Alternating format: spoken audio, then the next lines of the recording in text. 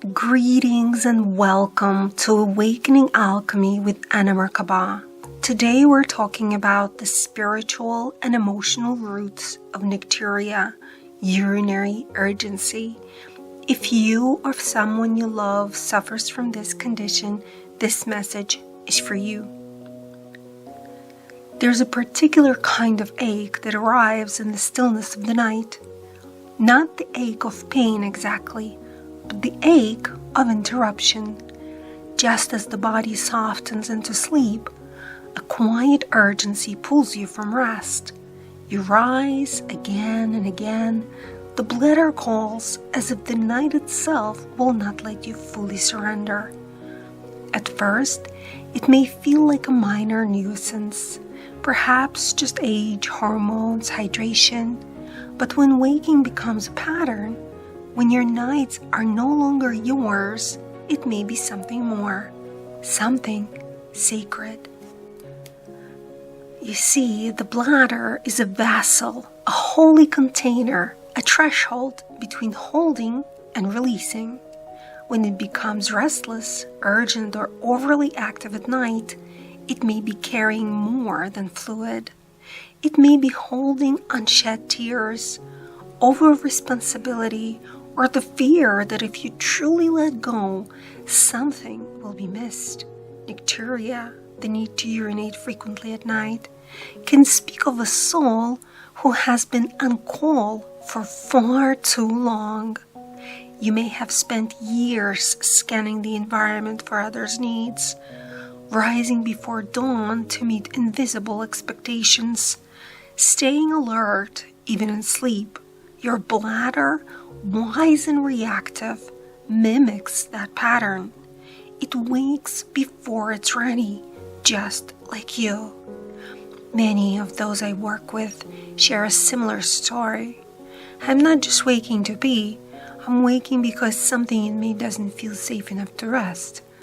They say, the urgency is real, but so is the invitation to retrain your body that the night is safe, to release is allowed, that nothing will fall apart if you're not always holding. These are the soul patterns I often witness beneath this symptom in my remote energy healing sessions. One is the unspoken hypervigilance. If you were the child who listened to footsteps in the hallway, the adult who manages everything before others notice, the energy that wakes you may not be physical at all. It may be the nervous system still on edge from years of nighttime alertness. Second is the fear of missing something important. Nocturia often appears in those who carry subconscious fears of being asleep at the wheel. Whether rooted in trauma, loss, or deep caregiving instincts, the bladder becomes a proxy for spiritual readiness, never fully allowing to surrender.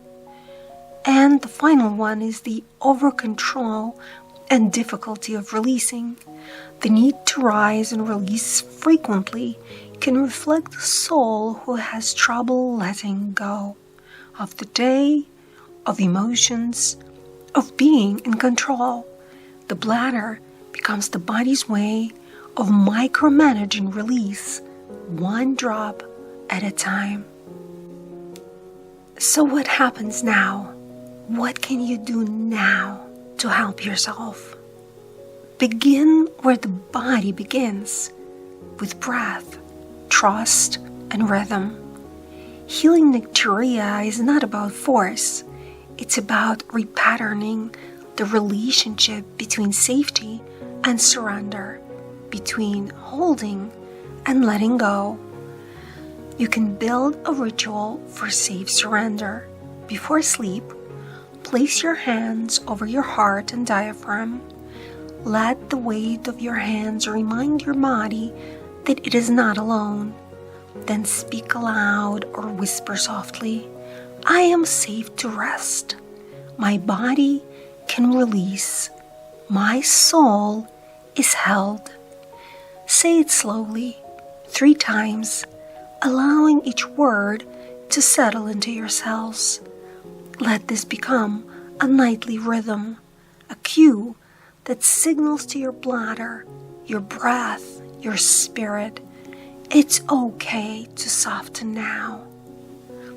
You can also work with your breath gently. During the day, invite your nervous system to relearn trust through breath. Inhale gently for a count of 4. Exhale for a count of 6.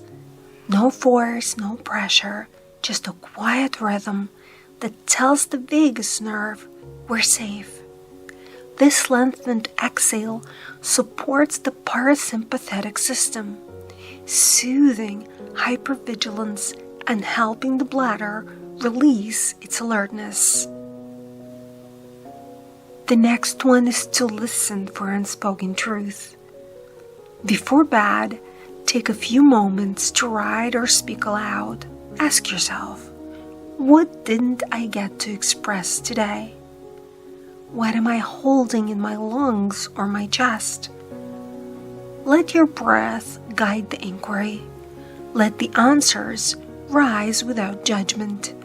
Sometimes, Nocturia is the soul's way of asking for a voice, of walking you not just to be, but to finally say what needed to be said. Let this be your beginning, a return to rhythm, a return to trust, a return to you. And if you like, you can try the following vibrational allies for Nocturia. Homeopathic remedy causticum in 30C potency.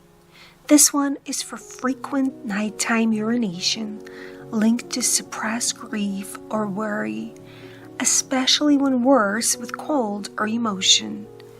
Flower essence mimulus for gentle souls who fear known things, darkness, falling asleep, or losing control. This brings courage and inner calm. And finally, the Cell Salt Net Mure 6X. It supports fluid balance and helps release long-held emotional residue, especially linked to self-containment. I'd like to share now with you Diana's story. Diana was waking 4 to 5 times each night to urinate. Doctors ruled out infection and age-related causes. Still, her body didn't sleep. In our healing session, a deeper picture emerged.